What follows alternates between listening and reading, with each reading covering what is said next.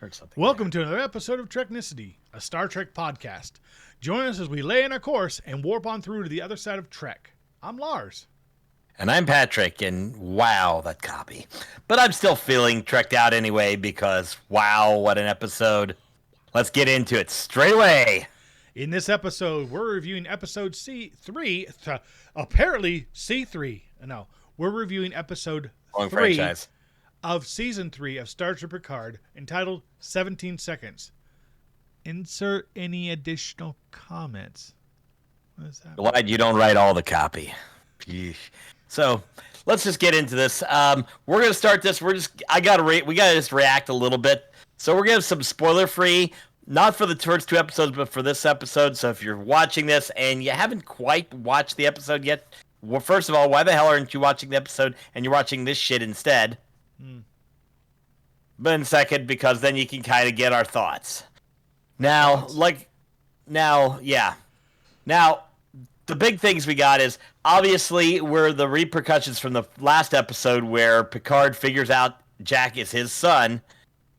We get to see how he reacts. Obviously, he and Beverly have to have a conversation.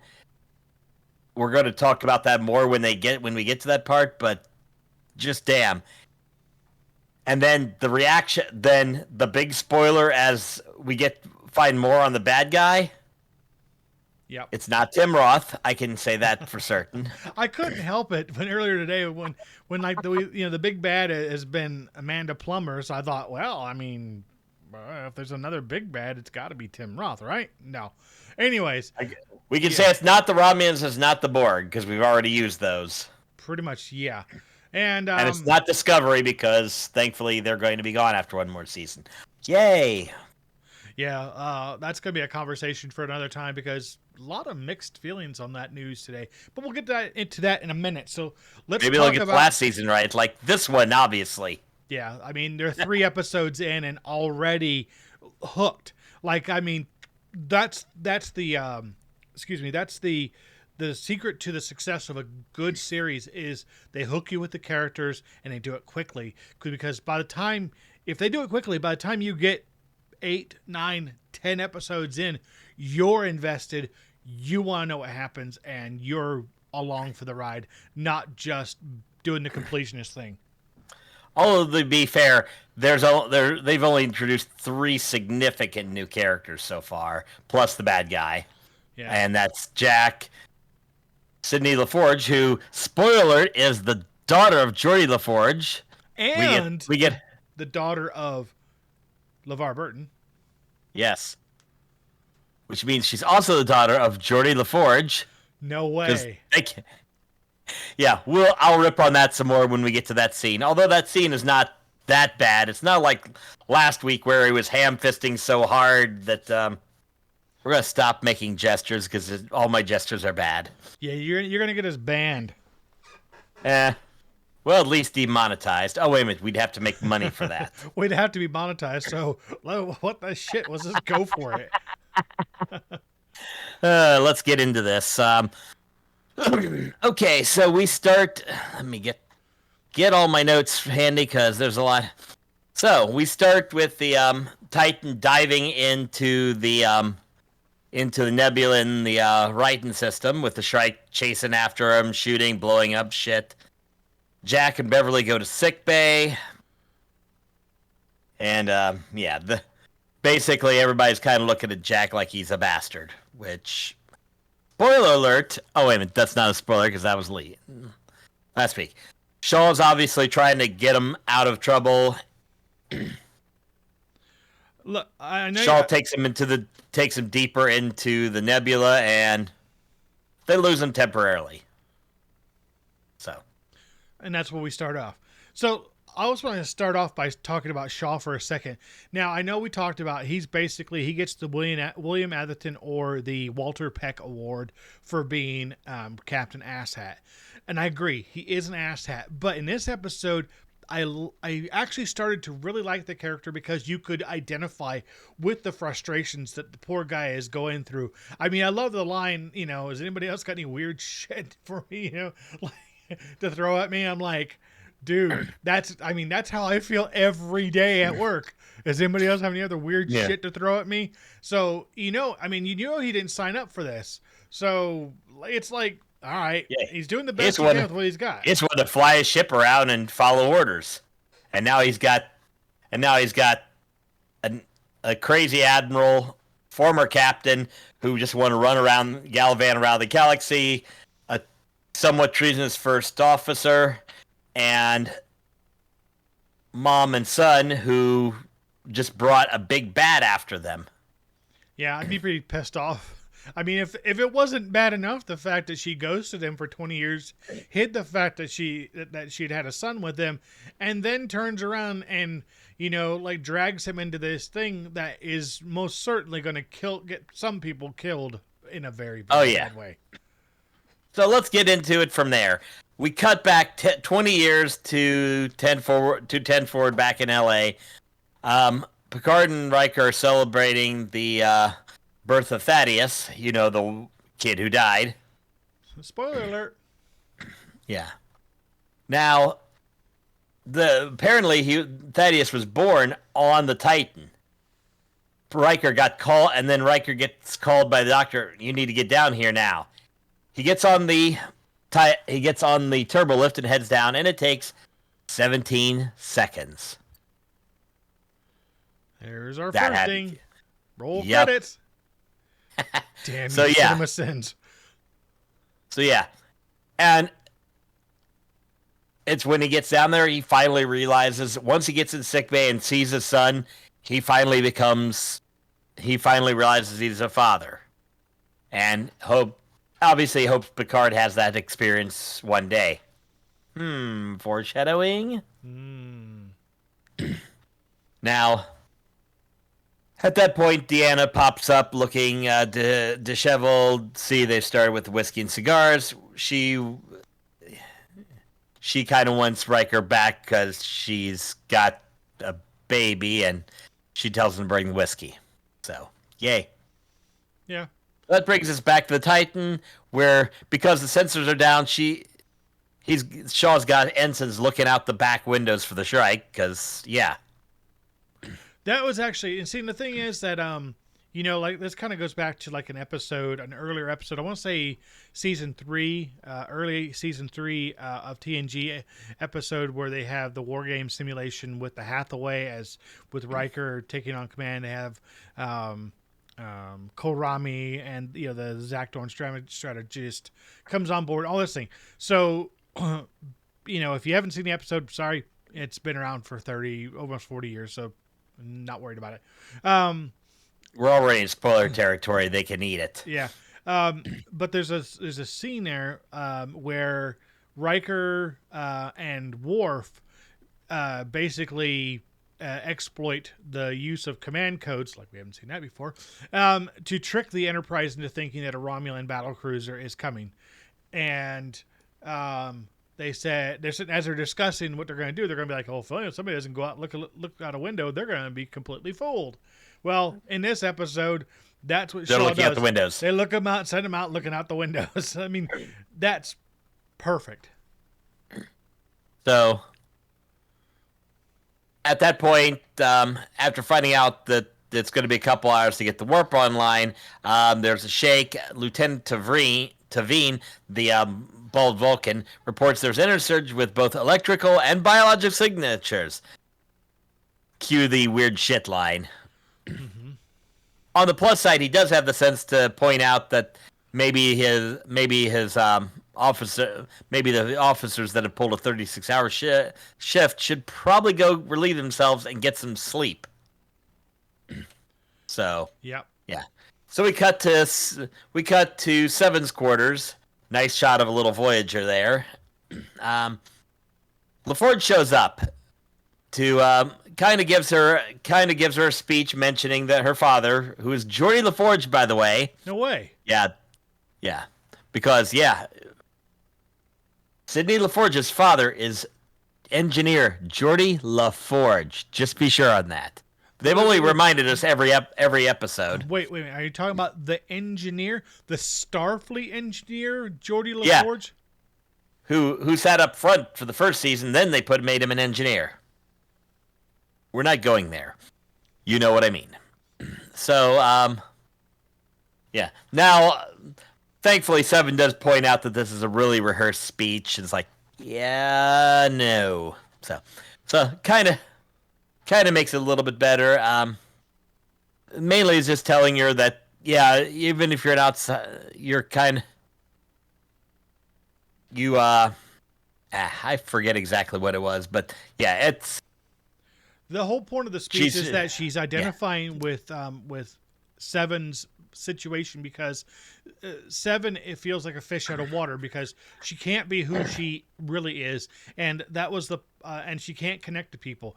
That was Sydney's point as well. She says she's like her father. They were never good at making friends. So I mean, and that's when she tucked her little book under her arm. It says, "I'm Geordi LaForge's daughter. Geordi LaForge is my dad," and then she walks away. Yeah, after acknowledging her as Commander 7, because no dead naming, no alien dead naming this shit. So we cut to engineering, where of course Beverly's doing her doctor thing, and Dr. Oak basically pushes past her and kind of gets in her shit, because obviously Beverly Crusher doesn't know what she's doing. Yeah, I did take a little bit of issue with that, because I was screaming, "Fuck you, bitch!"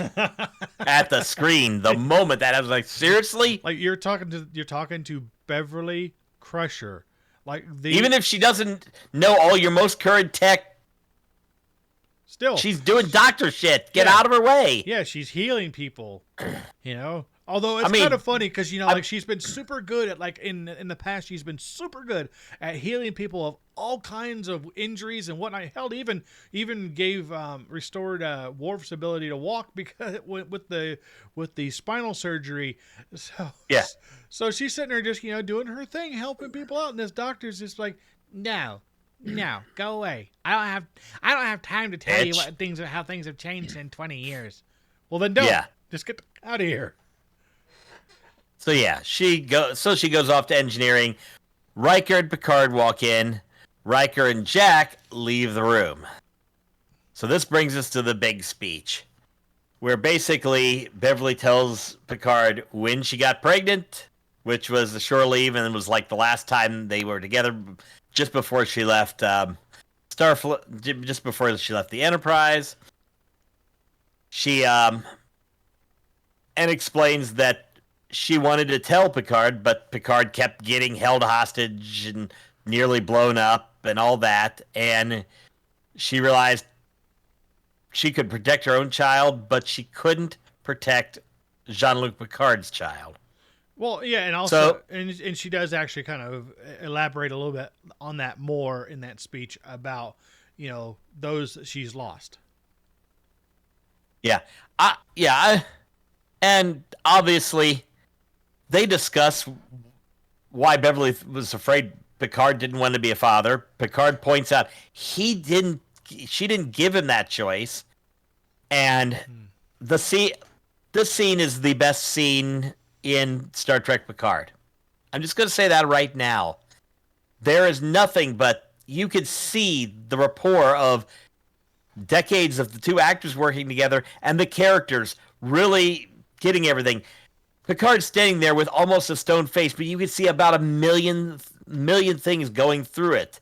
While they're doing the talkie-talkie, show don't tell is on display. You can see every little tiny reaction. You're watching Picard as Beverly Crusher is talking. You're not watching her talk. You're watching him react to what she talks. And there's not much reaction, but there's so much reaction at the same time. Oh, yeah. And it is just a lot of subsurface, like you can tell that something is building up on the inside with him. Like he's ready to pop. Yeah. And she points out that she was terrified of everything going bad because she'd lost her parents, she lost her husband, she lost her first son to the stars, of course. Although he could have come back. I mean, he shows up on Earth randomly. I'm telling you. Fuck's sake, Wes. Drop in, say hi to your mother once in a while. I know. We're sitting there. What a dick. When we get to a little bit more about what happens to Jack later in the episode, I'll tell you a conversation or a line that my wife and I sort of said to each other while we were watching the episode. Yeah. Okay, so after this, we do find out that Jack did know in advance. He just once Beverly told him once he was old enough, and he chose not to contact Jean-Luc. So any thoughts that Beverly was a, you know what, you can put that baby to rest? Yeah. So yeah. Meanwhile, in the corridor, Jack's pacing back and forth. Riker's got his shit-eating grin on because it's Frakes being Frakes. You can tell he directed this episode because I'm just going to stand here and laugh at this because this is funny. I told him to do this. Ha ha. Yep. Yeah. But yeah. Riker kind of jokes with them, and Jack's kind of bitter about Picard not really being his dad. Obviously, then Picard comes out, but he just kind of ignores Jack, takes Riker, heads off. So yeah. Let's see here. Let's see. What else do we have here? Yeah, that moment. Okay, so... So going forward, there's going to be a lot of detail in this episode. It's a lot to unpack, and you know, as we do, we try to keep these episodes to around about 30 minutes, and we're just a little over halfway of that right now. So we're going to grind through this a little bit more. We've got a little bit more to unpack, so just bear with us as we kind of make our way through, because we still have to talk about the Raffi side of the story. We've got that won't take too long though, thankfully, because that's a quick. And we're gonna. Yeah, and I don't think we've even gotten to a Raffi point yet, but we're going to cover that in one shot where it fits. So yeah, obviously they question more about. Obviously, there was some more questions about the Shrike. They don't really know what's going on, but they were obviously chased by a whole bunch of people, kind of rehashing what we already know. I want you to prepare the bell because the second ding is coming up. There's a scene where so Picard and Riker go back up to the bridge to do their thing to try to help out. Well, of course, the ship is being chased through this nebula by the Shrike, and the Shrike is, basically getting ready to blast him from asshole to breakfast. But there's a scene, shows up, blasts the hell out of him. That's when Shaw gets injured. He's coughing blood, so he passes the command to Riker and gets hauled off to sickbay. Right. All the while, basically telling Riker, "You started this. You finish it. You made this mess. You clean it up." And the other thing is, this is respect for that asshole. Yeah, this is the bell moment. As the Shrike is chasing the Titan through the nebula, you hear notes of a particular battle scene from a particular second Star Trek film, The Wrath of Khan. So when Khan is chasing him, basically when they're playing chess in the Mutara Nebula, there is a particular piece of music that plays, and hints of that same piece play again tonight as the Titan is running away from the Shrike. I'm like, for a moment I was like, are you kidding me? But then I was like, immediately I was like, you know what? Cool. Just let them have it, man. It's shameless. Let them go for it. So Riker takes command. Picard sits down in the number 1 position. Riker starts to order him to fire a torpedo and then phaser it halfway to create a shockwave, which is apparently the Tuvok maneuver. I missed that episode of Voyager. And Picard's already got it on the way by the time Riker finishes the sentence. And that allows them to shake the Shrike pretty quickly. His Shrike shake. Yeah.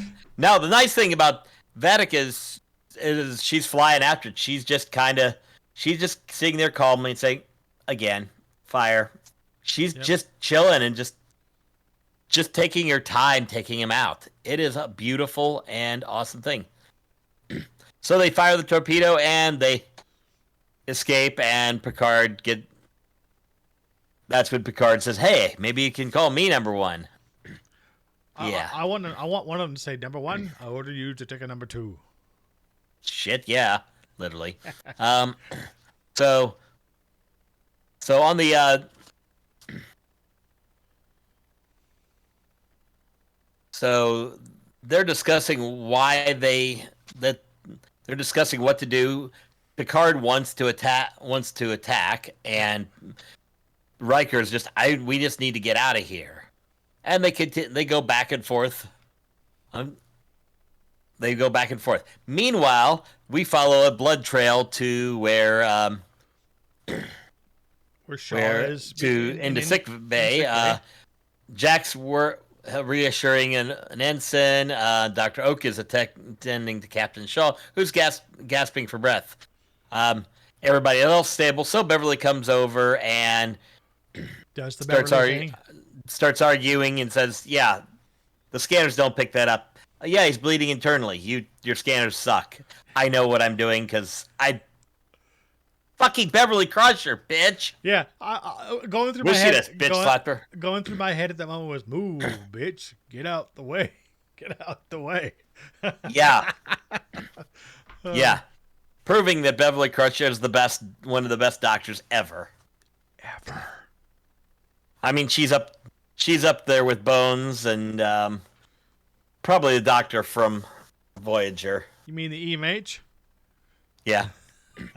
Yeah. That's not saying much, man. You're better than a computer program. Well, no shit.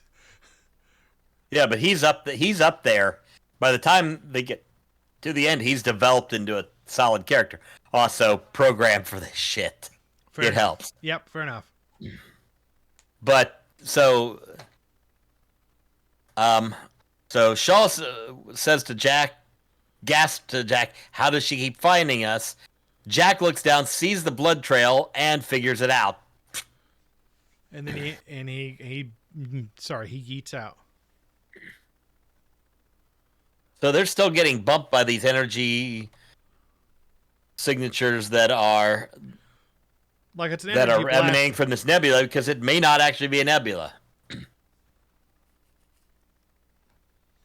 So they figure out that we just got to turn around and get the fudge out.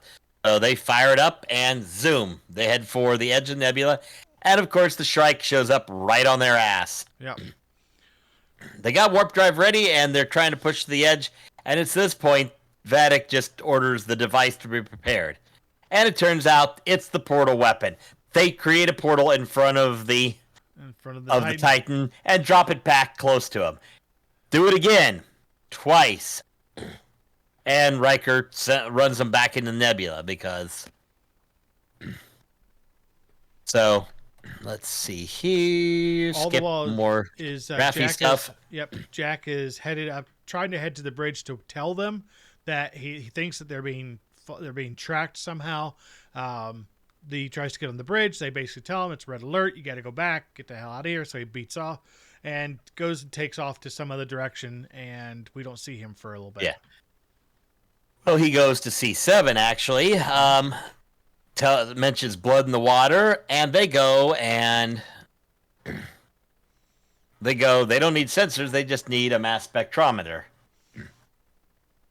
And through that mass spectrometer, they find that there is a gas leak. After Jack punches the guard out, so he and Seven can leave. Yeah, I think he just made a friend.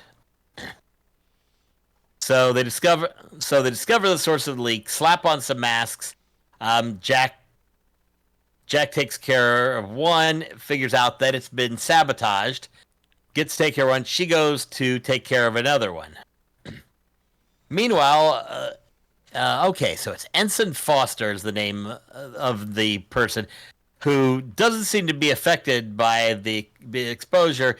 He rips off Jack's mask, tosses him around the room. Jack punches him in the face, and the face goes like, "Whoa, what was that?" That doesn't look right. Yeah. And of course Jack collapses because he's breathing poisonous air. So let's see here. It has some Jack. Then cuts back. It cuts back to Jack after another scene. It cuts back to Jack kind of hallucinating, Seven standing over, and we get some weird shit before it turns out that Seven's just trying to get his ass. Hauls him off to sick bay. Picard gets call comes to the bridge. Riker says go, and Picard gets on the turbo lift. And I'm pretty certain it was probably 17 seconds. Pretty much, yeah. Like, he gets to sick bay, sees Jack is flatline, and Beverly's working to bring him back. Of course, it's Beverly Crusher, so of course she's going to bring him back. And this is kind of the moment where Picard just came down, and this is his first moment as the father coming down to see his son in sick bay. Yeah, recalling the story that Riker told him about what it feels like to see your son, and feeling helpless. Yep. Okay. So once Jack is stable, Picard returns to the bridge again. Says, "Let's go. Let's start shooting at him." And Riker says, "We're just trying. We're trying to protect the crew to get home. Yep. We're trying to get them home, not start a fight that we can't win." And they kind of get into it a little bit. Yeah,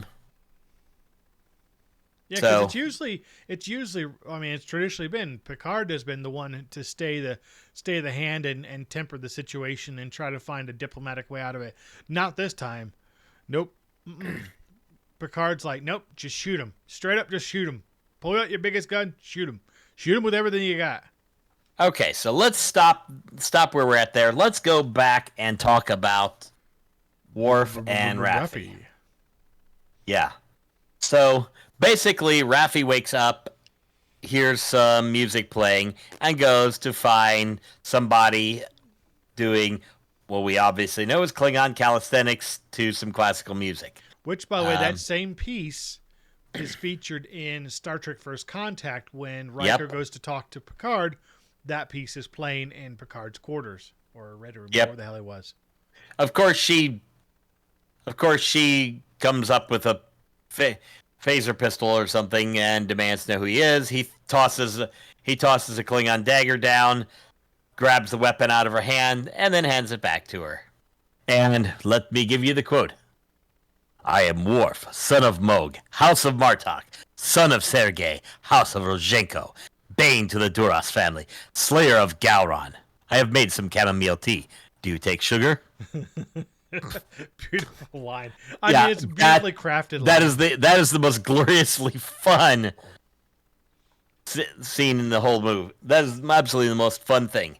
So, Worf kind of explains what was going on while Raffi goes through some withdrawal from the drugs from the splinter she took. Yep. She kind of recalls things. He confirms that he's kind of working with Starfleet, that this was obviously part of something bigger when they stole the weapon from the Daystrom Institute.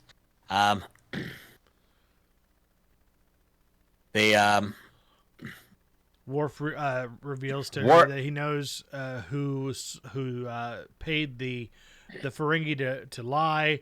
It was a human named Titus Ricca. Yeah.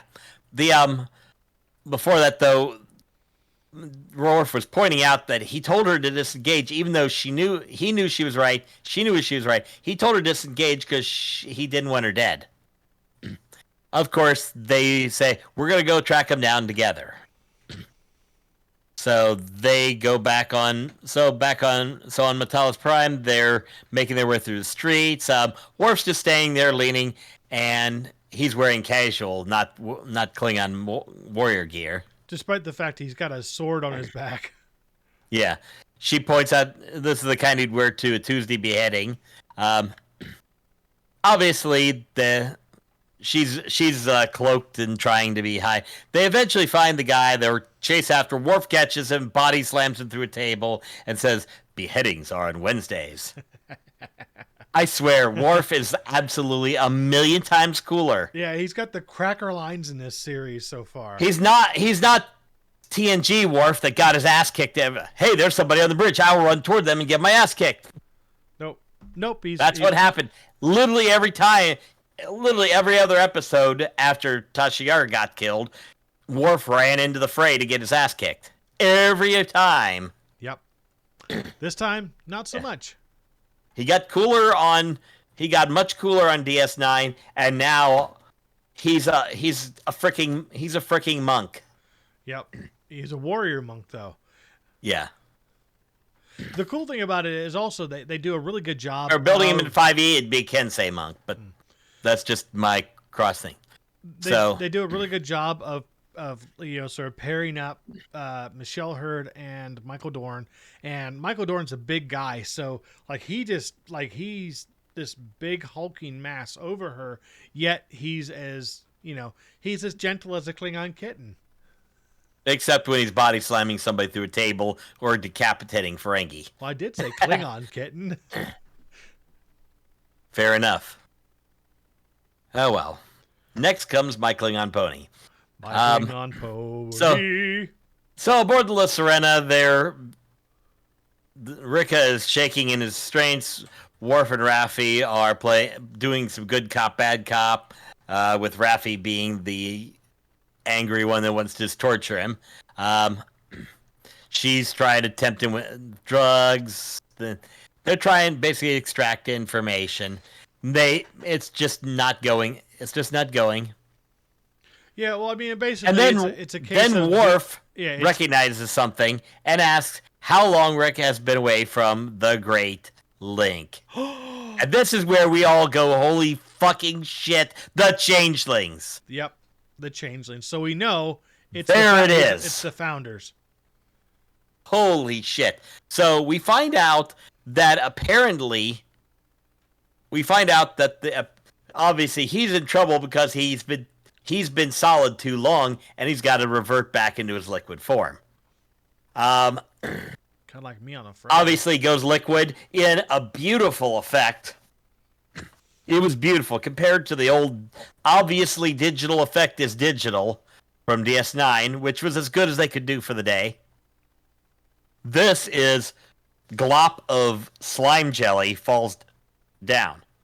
And Worf, of course, phasers him into non-existence very quickly. I'm telling you, I'm loving the everybody's got their phasers set on vaporize now. It's not even it's like not even stun. It's like not even kill. Like, fuck your stun setting. Screw it. We're just this is vaporize. I mean, first Beverly, now Worf. Yeah, although I can see Worf vaporizing somebody. Beverly was a little, whoa, did Beverly Crusher, the doctor, just vaporize somebody? Yeah. It's so funny because, if they held the phaser up, it'd be like, stun, heavy stun, wide angle stun, good, kill, ooh, kill's a good one, and fine red mist, and it's locked on it. Welcome to the Kurtzman era. Okay. So Worf explains that that when the Dominion War ended, a terrorist faction broke away from the Link and decided they were going to continue attacking the Federation. And of course, a trusted friend in the Link told Worf about this. Who that could be. We could have name dropped. We could add some Odo name drop there, but we didn't get it. No. So yeah. Starfleet doesn't want to have to acknowledge that there are changelings out there because then some problems that could be a political problem. But obviously they were doing something, and they stole the portal weapon to cover up something else that they probably stole from the Daystrom Institute. I wonder what that could be. I did hear some speculation, but that's not my speculation, so I'm not going to share it. No, fair enough. But you can tell me off cast. I will tell you after the stream, obviously, after the show. So let's see here. So At this point, Seven calls to the bridge to let them know about Jack because he figured out it was a changeling too. We just didn't figure it out because holy shit, changelings! Yeah, we never I never thought we would ever see the Dominion again. I mean, they've only been like mentioned just briefly in what was it? I want to say it was an insurrection. Yeah, insurrection when what was his name? Whatever, the big bad dude. I can hear his name, but I can't say it. Anyways, doesn't matter. Played by F. Murray Abraham. But anyways, he talks about they've faced all these enemies, the Klingons, the Romulans, the Dominion, and he's kind of making a case for why the Federation is weak and tired. So basically, the ship gets ready to go warp, but of course, Changeling Foster set off a bomb, disabling the warp drive. So Riker says, "Fine, we're going to turn around. We're going to fight." They hopefully they're expecting to come around and come up behind the Shrike, but the Shrike's ready to engage them. Riker says, orders them to fire everything. The Shrike triggers the portal weapon, and the torpedoes go through the portal into the ass end of the Titan. Yep. And the Titan starts sinking down into the gravity well. You know the funny thing is, I didn't, as much as that was telegraphed with the earlier use of the portal gun, I just didn't, I wasn't ready for it. I did not expect it. I was like, yeah. What? It's fast enough and tense enough that you don't see it for certain. So right. At this point, Riker looks at Picard and says, "Remove yourself from the bridge. You've just killed us all." All I could think of is, "You larking ass, you killed us." Yeah, that seemed tonally a little harsher than Riker and Picard's relationship. I don't think. It just felt a little bit over dramatic, as in this is Kurtzman era writing. Yeah, well, like I mean, everything is death. Yeah, but the thing is, you could see Will's pissed because he just wanted to get everybody home safe, and now it's like they're all dead. Yeah, not really. The people are like, we're on our way down the hole, and we have no idea what's going to happen next week. We could be dead in the next couple of minutes. Everybody, and he's thinking about he's not going to see Deanna or Kestra again. So yeah, I mean he's a little cheesed off, and I don't think it was over the top. Well, at least he's not going to lose. At least he's not going to lose his child. Art is. But yeah, I don't know that. I don't know. It just seemed like a little bit of a harsh moment, especially since they kind of reached they're really their only option. Okay, so we've talked about the story in its entirety. Okay, we have gone completely ad nauseum on the topic of today's story. I do have one theory I'd like to put out there as to why. Now I think I know why they're suddenly so interested in Jack. I think why? Jack is a changeling. That would I mean, maybe I'm way left base, but it just seems like it would line up so well that they would be chasing. Maybe he was one of the other, maybe he's a changeling. Maybe he's one of the original founders from the Jack. Dominion. Yeah, I mean, again, I could. He was choking on fumes while the changeling kicked his ass. True. Doesn't track? So. Yeah, well, I'm going to. There's obviously it's either they were after Jack or they were after Picard. Probably Picard because Picard. Well, Picard is a golem, so I mean, come on, at this point. But anyways, yeah. So big reveal. We know the overarching plot now. We know that that some of the change are a faction of changelings that broke off from the Dominion has basically been trying to sow dissent and chaos in the Federation for many years now. The other thing is, I'm curious as to whether or not we'll see other elements of the Dominion. Will we see other changelings? Will we see the Vorta? Will we see the Jem'Hadar? Will we see the Cardassians? Or the Kardashians. Oh, I hope not. I hope not. Yeah. But the thing is, there's 7 episodes left in this final season of Picard, so it's a lot to fit in. We know we missing from the crew so far? We need Geordi. Okay, we need. Although we know where his daughter is. Where? Okay, continue. Okay, so we have Geordi. We have. I don't know if Deanna Troy is going to make any more appearances. She will. But Well, the thing I is, think so. She will be because she's been in the promo materials as well. So I'm sure she's going to show up at some point, possibly with Kestra. Of course, we know Lore has to make an appearance. Right. And let's see. I'm trying to think. So yeah, that's about it. It would have been cool if O'Brien would show up, but of course he can't because he's the most important person in the entire galaxy. Anyway. So yeah. Let's wrap this up because I think we've got this nailed to the wall, and we certainly do. I kind of enjoyed this. So that is all the time we have for this episode of Treknicity. Okay. Look down here. Right, see all that stuff right there, all that cool stuff? That's our social media. If you hadn't figured it out already with the neat little symbols and all that stuff, please look us up and give us a like or follow on our episodes.